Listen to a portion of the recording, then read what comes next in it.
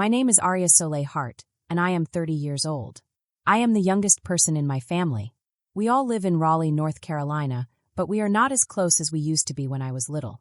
Last Sunday, we were all sitting around my parents' big dining table in their nice house in North Hills. It was the same old Sunday dinner we always had. There was roast chicken, there were mashed potatoes, and there was the same heavy feeling in the air, like everyone was waiting to say something rude. I took a deep breath because I felt nervous. Then I said, I want to buy a house. I thought they would be surprised in a good way or maybe ask questions. But instead, my parents both burst out laughing like I had told a joke. You will never own a house like your brother's, my mom said. Her voice sounded mean, like she didn't believe I could ever do something big. My dad leaned back in his chair and shook his head slowly. Stick to your little fashion hobby, Arya, he said, like my work was something silly children do. My older brother, who everyone always loves and praises, smirked at me from across the table. She'll be broke forever, he said, sounding proud of himself. His voice was sharp, like he was using words as knives. The room felt smaller. I felt like I couldn't breathe very well. Their mean words were heavy, heavier than the plates full of food sitting on the table. But I didn't argue. I didn't shout. I didn't even try to defend myself. I just smiled a little smile with tight lips, because I had a secret they did not know. A very big secret. 2 weeks later, my phone started buzzing again and again. Many calls. Lots of calls. My whole family was calling me. They sounded scared, worried, and confused. But I didn't pick up. I didn't want to hear their voices. Instead, I sent a message that only said 4 short words. Get off my property. They thought I was telling a joke. They thought maybe I was being dramatic. But they would soon understand the truth. I had been building something for years, something big, something surprising, something they never thought I could do. And I was finally done letting them decide who I was. What happened next? Oh, you would not believe it. But before I tell you that, let me ask you something. Have you ever been underestimated by your family? If yes, tell me your story. And press subscribe if you want to hear how everything changed and how I made their loud laughter turn into complete silence. When I was a kid, my family looked like a perfect picture. Growing up in Raleigh, our house was full of loud laughter. We had backyard barbecues where my dad would flip burgers while smoke rose in the warm summer air. We played board games late at night, and sometimes we laughed so much our stomachs hurt. My parents, my brother, and I would climb into our old family van and drive to Falls Lake for camping trips. Those trips were magical to me. We pitched tents under tall pine trees. We roasted marshmallows until they turned golden brown and gooey. We told ghost stories that made us scream and then laugh again. We fell asleep listening to the sound of crickets singing outside our tent. My dad, Victor, always planned every hike. He carried maps and told us which trail we'd take. He always wanted to be organized. My mom, Miranda, always packed too many snacks, enough for 20 kids, even though there were just 4 of us. My brother, Ashton, was 4 years older than me and felt like a giant hero. He taught me how to skip rocks across the water. He secretly stuffed extra cookies into my hands when Mom wasn't looking. I followed him everywhere. Back then, we felt like a strong team. We felt safe. We felt happy. Nothing seemed wrong. Nothing seemed broken.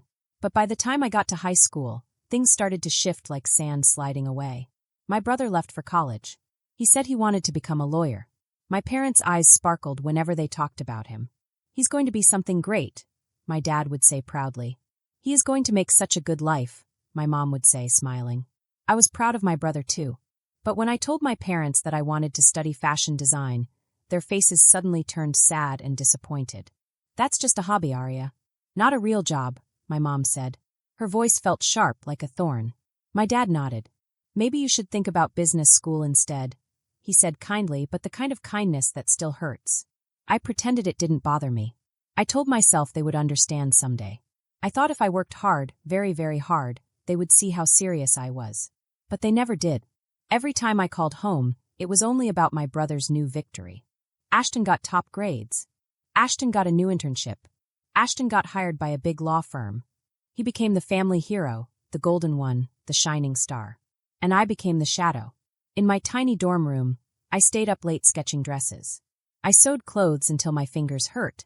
I made designs that I loved. I sent pictures to my parents, hoping for a little excitement. They only said things like, "That's nice, but what's your backup plan? You should think about something safe." My brother's law school graduation was like a huge holiday. My parents threw him a giant party. He stood tall in his fancy cap and gown while everyone clapped for him. I stood too, and I clapped too, but inside I felt small and invisible. Then I got my first internship at a cute boutique. I called home, excited to share the news. "Oh, Arya," my mom said, cutting me off, "your brother just closed his first big case. Isn't that wonderful?" I said yes softly and hung up. I felt like my heart shrank. Year after year, they praised my brother. He bought a shiny condo in downtown Raleigh. They bragged about it to everyone. He wore nice suits. They bragged about those too. He had a good job. They bragged even louder. I sat at family dinners quietly. My dreams felt like little dust compared to their big excitement for him. "Fashion is a tough industry," my dad always said. "You need something stable," he added. "Like your brother," my mom would finish. I stopped telling them my goals. I stopped sharing my wins. I stopped showing them my designs. It hurt too much to see them brush it off like lint on a shirt. So I built a wall around myself. Not because I didn't love them, but because it hurt too much to be the forgotten one. Every Sunday, I drove to their house in North Hills. I sat at the same table. My brother sat across from me in his fancy suits. He talked about court cases and meetings and rooftop parties at his condo. My parents listened with glowing smiles. "That's our boy," Dad would say, patting his shoulder. "You always make us so proud," Mom would add. I pushed my food around and waited for them to look at me. When they finally did, the questions always felt wrong. "So, Arya," Mom would say, "are you still stitching those little dresses?" She said it like sewing was something silly children do with paper and glue. Dad would jump in. "You should learn about real estate from your brother," he said. "He's smart at that stuff." My brother would smirk again, the same smirk every week. "Fashion is cute, Arya," he said. "But it's not a gold mine." They waited for me to react. But I didn't. I kept my face calm and quiet. It wasn't just one dinner. It was every Sunday. One time, one of my designs got featured on a local fashion blog. I was excited. I tried to show my mom.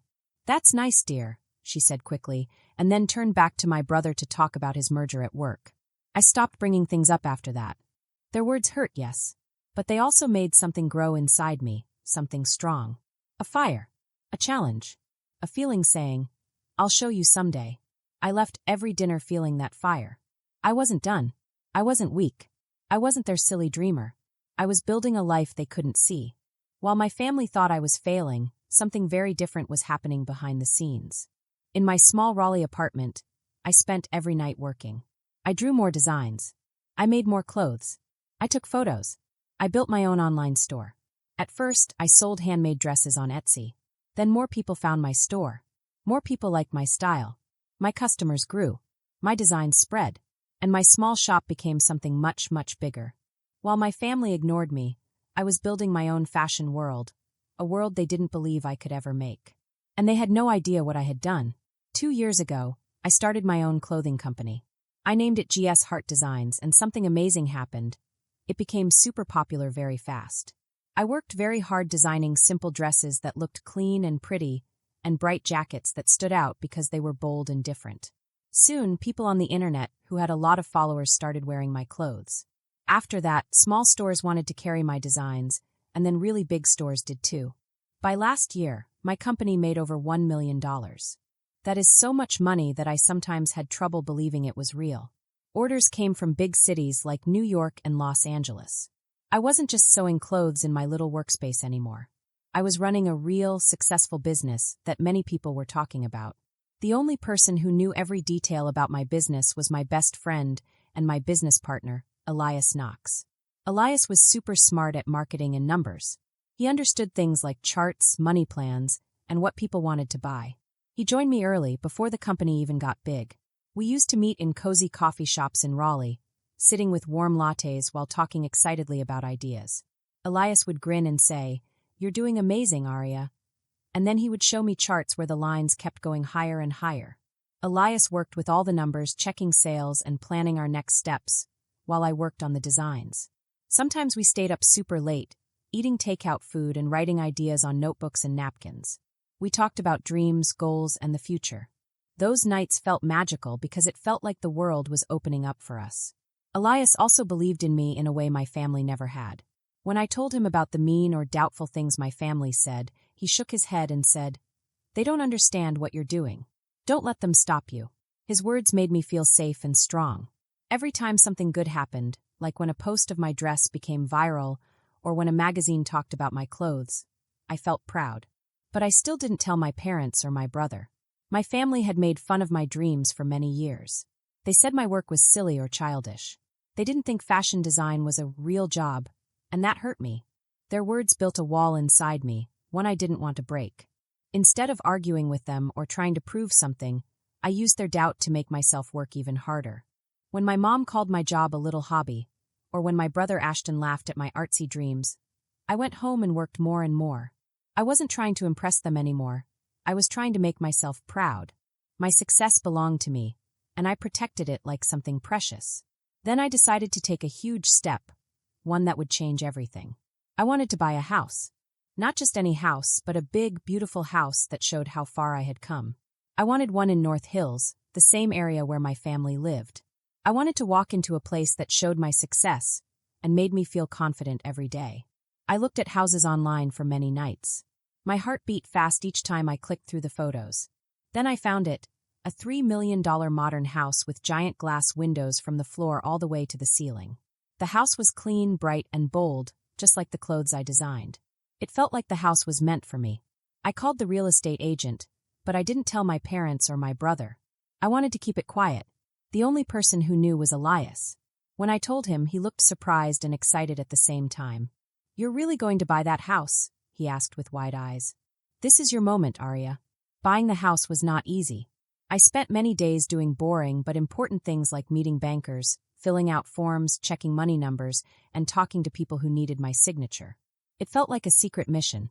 During breaks, I looked at pictures of the house and imagined myself walking inside, opening the doors, seeing the sunshine through the tall windows. I did not tell my family anything. For years they had laughed at my dreams, and I didn't want to give them another chance to laugh.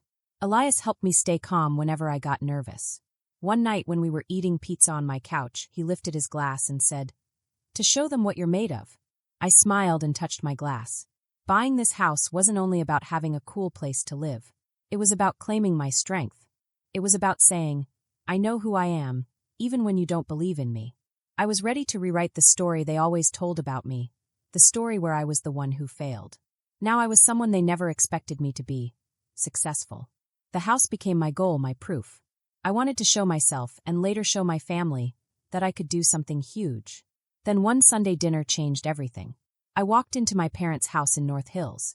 There were more people at the dinner table than usual. My mom, my dad, and my brother Ashton were there, but also two of Ashton's fancy lawyer friends, Sarah Jane Mitchell and Michael Edward Lee. There were even a couple of neighbors who had stopped by. The room was loud with chatter, and the table was full of roast chicken, cornbread, and side dishes. Ashton was wearing one of his polished suits, as if he was at work. He was telling everyone a story about a case he won in court.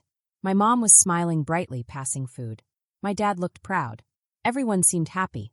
I sat down quietly, feeling nervous but brave. I wanted to tell them about the house during this dinner. After dessert, my mom's special pecan pie, I finally spoke up. "I'm thinking about buying a house," I said loudly enough for everyone to hear. The whole room went quiet. All the talking stopped. Everyone turned to look at me. My mom froze with her fork in the air and looked at me with a little frown. "You'll never own a house like your brother," she said sharply, then let out a small laugh as if what I said was silly. The neighbors looked uncomfortable. Ashton leaned back and smirked at me. "She'll be broke forever," he said in a mean, teasing voice. Sarah and Michael laughed along. My dad shook his head and said, "Arya, houses in this neighborhood cost millions. Be practical." Everyone stared at me like they expected me to be embarrassed. But I wasn't.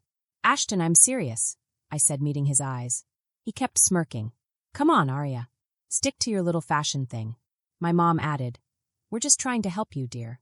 You don't want to try something too big." All their words felt like heavy stones dropping one by one. I could have told them everything, the success, the money, the house that I was already close to buying. But I didn't. I just held a tight smile and kept quiet. They could think whatever they wanted. The conversation moved on to Ashton's new condo, and everyone praised him. I stared at my untouched pie. Their laughter filled the room like loud echoes bouncing around in my head.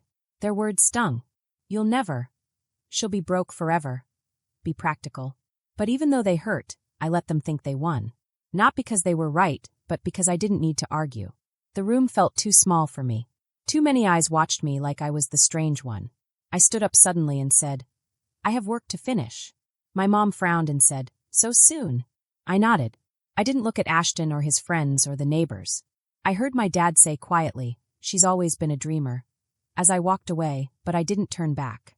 I sat in my car, holding the steering wheel, breathing hard. They didn't know anything. They didn't know the truth. I was only days away from getting the house. Their mean words didn't crush me. They pushed me harder. 2 weeks later, I held the keys to my new North Hills home in my hand. I had done it. The $3 million mansion was mine.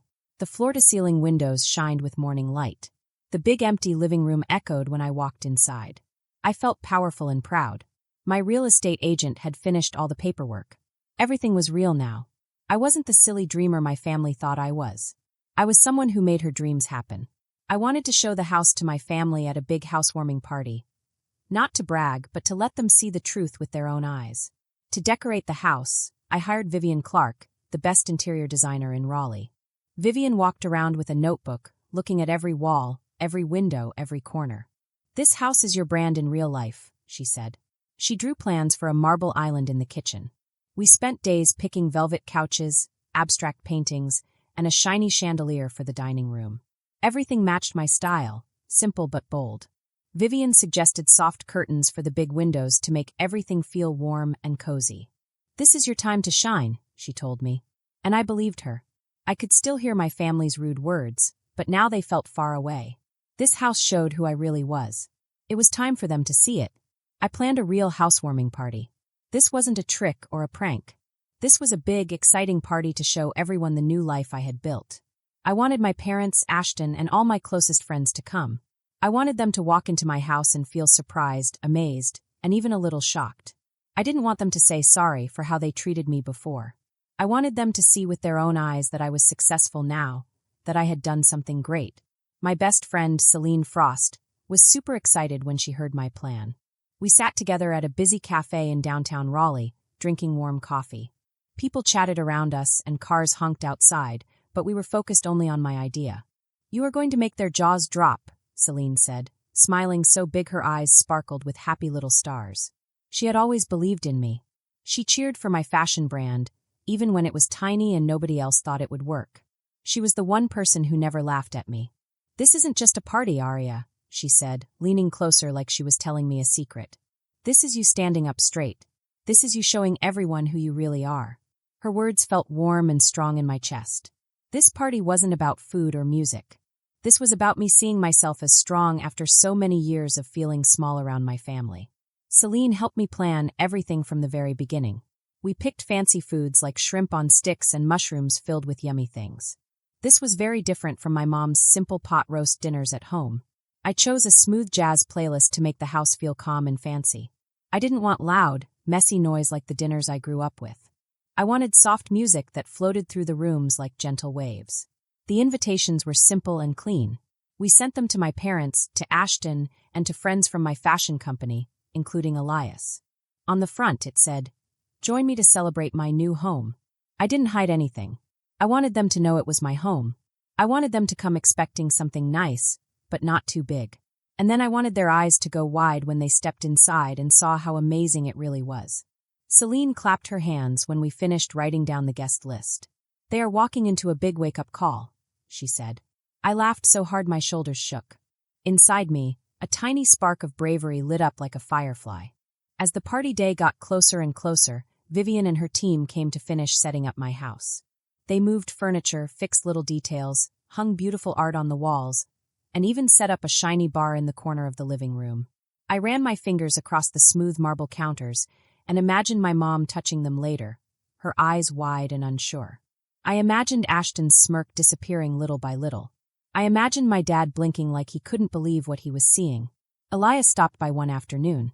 When he walked in and saw everything, he grinned from ear to ear. "This is you, Aria. You're unstoppable," he said. I felt strong. I felt ready. This housewarming party wasn't just a celebration. It was my announcement to the world. I was ready to show my family who I had become. When the night of the housewarming finally came, my North Hills mansion looked like something out of a beautiful magazine. The velvet couches glowed under the soft chandelier lights, and the marble kitchen island sparkled like a giant white gem. The smell of shrimp skewers and stuffed mushrooms floated through the air, making everyone hungry. My friends from GS Hart Designs walked around talking with some of Raleigh's top designers.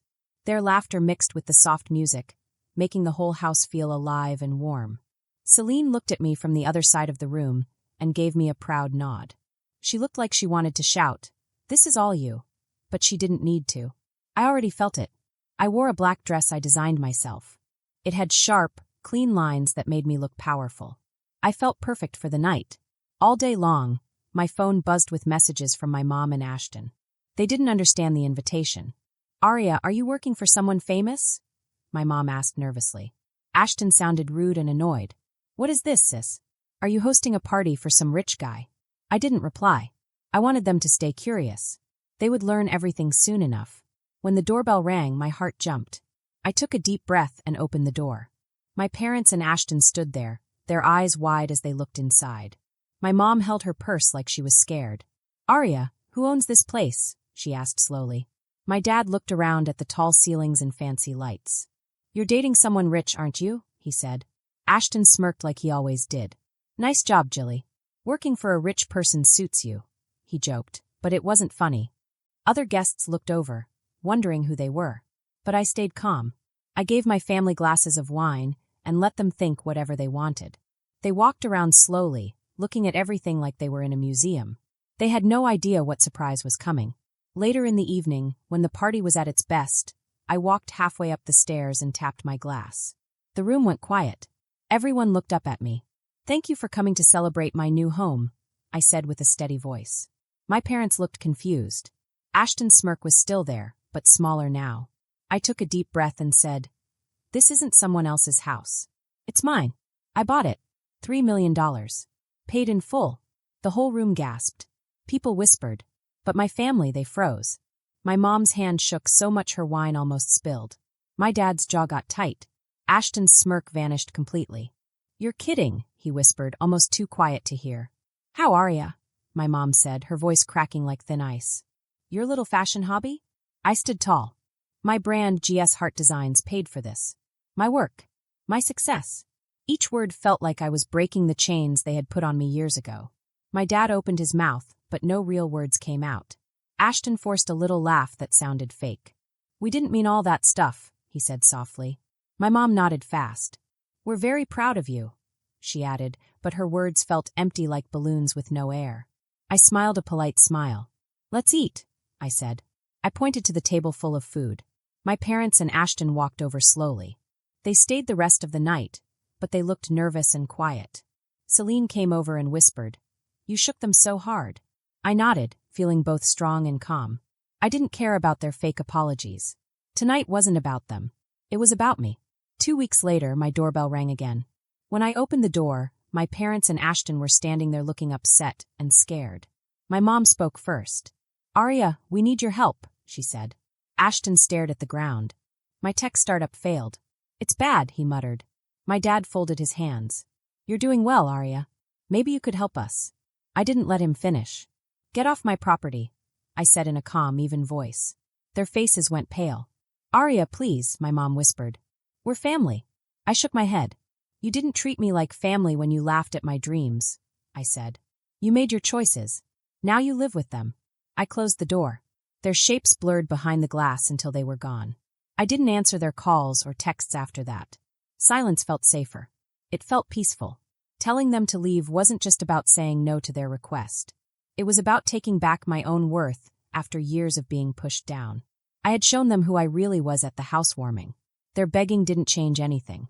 After that, I focused on the people who actually believed in me and cared for me. My team, my friends Elias and Celine. My fashion brand was growing faster than ever. I released a new collection a few days after the party, and everything sold out in hours. Stores in big cities, Chicago, Miami, many more, wanted to work with me. I worked late into the night, sketching designs in my quiet, beautiful home. Every line I drew, every dress I made, felt like proof of everything I had fought for. Meanwhile, my family's world was falling apart. Ashton lost his fancy condo and had to move out. People at his law firm whispered about his mistakes. My parents stopped bragging because they were embarrassed. At community events, people said things like, "They laughed at Arya, and now look at them." My parents didn't know what to say anymore. I didn't celebrate their troubles.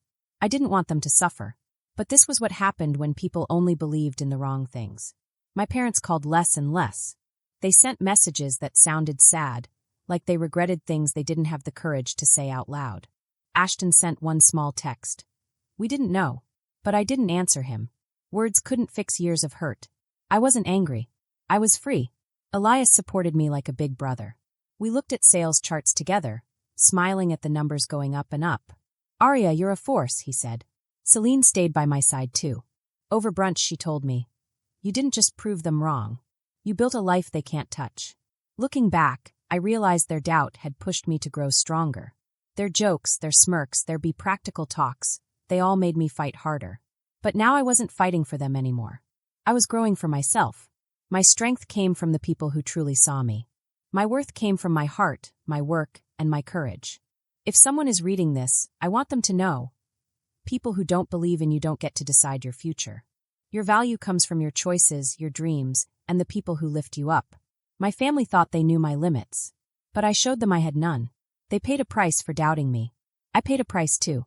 But in the end, I gained something much better, a life full of truth, love, and self-respect. And now, I walk forward without carrying their shadows.